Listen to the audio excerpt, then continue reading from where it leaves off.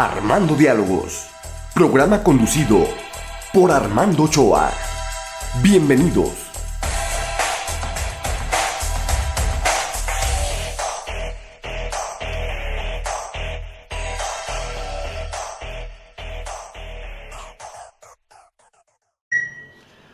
Hola, este es el programa de Armando Diálogos y aquí nos visita una vez más y para bien, Gamaliel. Hola Armando, ¿cómo estás? Me da gusto que estés aquí y que traigas temas importantes realmente porque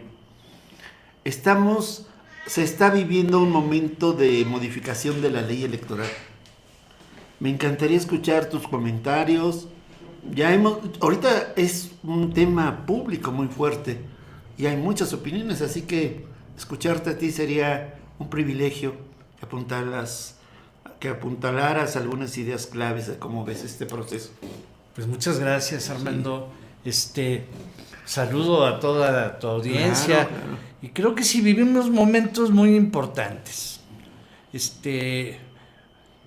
La presidenta de México nos anunció una reforma electoral desde el año pasado. Se esperaba desde enero. Se ha ido aplazando, febrero. Ya estamos en marzo. Y se tiene que apurar esta reforma porque de darse, se tiene que dar 3 meses antes de que inicien los procesos electorales del 2027. Porque hay un artículo en la Constitución que establece que no se pueden modificar las normas electorales 3 meses antes de iniciar el proceso electoral. Y en este caso, qué pues, bueno que recuerdes esto. Sí. En este caso, pues le urge a la 4T, pues a la presidenta de México, pues impulsar los cambios que pretende impulsar en nuestro país.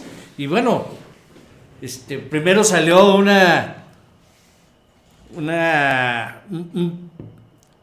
preproyecto. Se anunció, luego lo sacó Pablo Gómez, luego hace una semana sale la propuesta que va a presentar la presidenta Sheinbaum, pero todavía corrigiéndole la plana, ¿verdad? Sí, posiblemente. Sí, y ya se presenta la propuesta, pero no viene con la iniciativa de ley. O sea, no viene con las letras pequeñas, con las letras chiquitas. Y eso es importantísimo revisar, porque mira, todos los políticos en el país hablan de vamos a buscar la seguridad, la paz y la democracia, pero se distinguen a partir de la revisión de las letras chiquitas, porque ahí es donde están los matices y las formas como se va a llevar claro, tiene mucho que ver las formas aquí, ¿cierto? Así es, entonces, ahorita pues todos podemos especular. Sin embargo, en la sociedad mexicana pues ha entrado mucho la discusión sobre pues, si es una reforma que necesita el país o no. Y la verdad creo que... O que si se va a ahorrar o no. Sí, incluso la principal justificación de esta reforma electoral que es para abaratar la democracia en nuestro país. Que es que la más cara...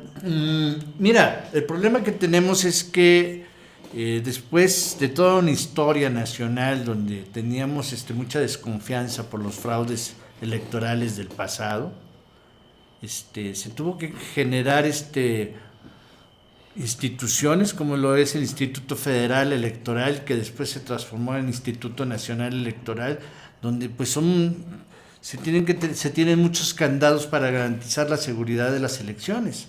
Sin embargo, el gasto electoral con todo y el financiamiento de los partidos representa el 0.26% del presupuesto anual del país. No es tan oneroso. No es tan oneroso, y creo que la democracia bien vale la pena, porque de eso depende que nuestro voto cuente y tengamos a las autoridades que elijamos. Armando, y certeza. Se gasta más en el subsidio para el funcionamiento del Tren Maya que en lo que se gasta en la democracia de nuestro país. Por eso creo que el argumento de que hay que abaratarlo, pues bueno, para la gente pues hablar de algunas cifras en muchos ceros, con muchos ceros, pues dicen, pues yo no los he visto en mi casa, entonces sí se les hace mucho. Sin embargo, creo que es un gasto que le ha garantizado estabilidad a nuestro país. Pero bueno, estamos caminando hacia esa propuesta y yo creo que pues se dice que es para reducir los gastos, pero Ese eso es el argumento principal, sí. es el principal, pero cuando se habla de cómo va a cambiar la dinámica electoral para elegir a los diputados federales, donde se elegían anteriormente 300 diputados de mayoría y 200 de representación proporcional, los llamados pluris. Ahora se supone que los 500 van a seguir siendo 500 diputados, no le bajaron, se van a elegir de manera distinta. 200 que es que de representación proporcional, pero electos por mayoría, o sea, van a tener que hacer campaña los diputados plurinominales para ganarse un espacio en la Cámara de Diputados. Y lo que pasa es que con la propuesta de que les van a reducir a los partidos políticos el 25% de su financiamiento. Así es. Y les vas a subir por lo menos 100 diputados, porque de esos 500, 100 diputados van a tener que hacer campaña. Ahí el gasto también va a incrementarse. A nivel de circunscripción, esto es atendiendo 5 estados del país por cada circunscripción. Tenemos 5 circunscripciones en el país. Eso va a implicar mayor gasto con una reducción del financiamiento, lo que nos está achicando las pues, posibilidades. llevando a la idea de que de por sí hay mucho financiamiento oscuro en las campañas electorales. Se habla del financiamiento del crimen organizado y que eso de alguna manera pues amarra de manos a nuestros representantes populares, donde incluso ya hay gente que habla estamos caminando hacia un narcoestado. Pues creo que es peligroso. Yo creo que el financiamiento público no se debería de reducir, ampliando realmente la fiscalización de las campañas y de los procesos político-electorales, de tal manera que la autoridad garantice que no hay dinero sucio en las campañas. Es una cosa que tendría que garantizarse en esta Así reforma. es, pero ¿no? también el problema es que esta propuesta, como está hecha para reducir costos al máximo, pues resulta que proponen que va a haber una mejor fiscalización precisamente, pero reduciendo el financiamiento del Instituto Nacional Electoral. Esto es, no va a haber capacidad para mejorar la fiscalización y evitar que los recursos negros, oscuros, pues invadan el ambiente político electoral. Oye, Gemma, te quiero preguntar algo, si no es que te saco de un esquema de algo que quieres exponer. ¿Cómo ves el espectro de cómo se han reportado los distintos partidos? No sé si quisieras hablar de eso, Sí, o te saco de...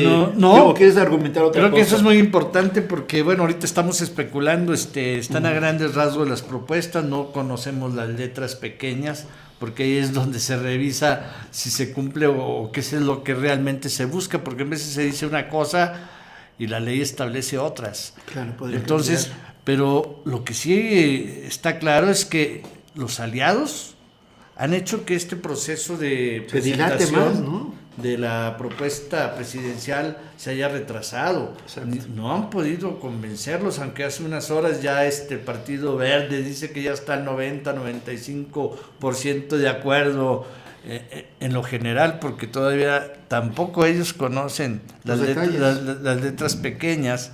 Y el PT, renuentes. muy renuente y diciendo que no quieren regresar al pasado, a un partido de Estado, porque todo parece indicar que esta reforma pues está orientada a fortalecer la sobrerepresentación del partido mayoritario en el país, que en este momento es Morena, que yo creo que debería de analizar y valorar que cuando hace ciertas reformas, al paso del tiempo se te revierten.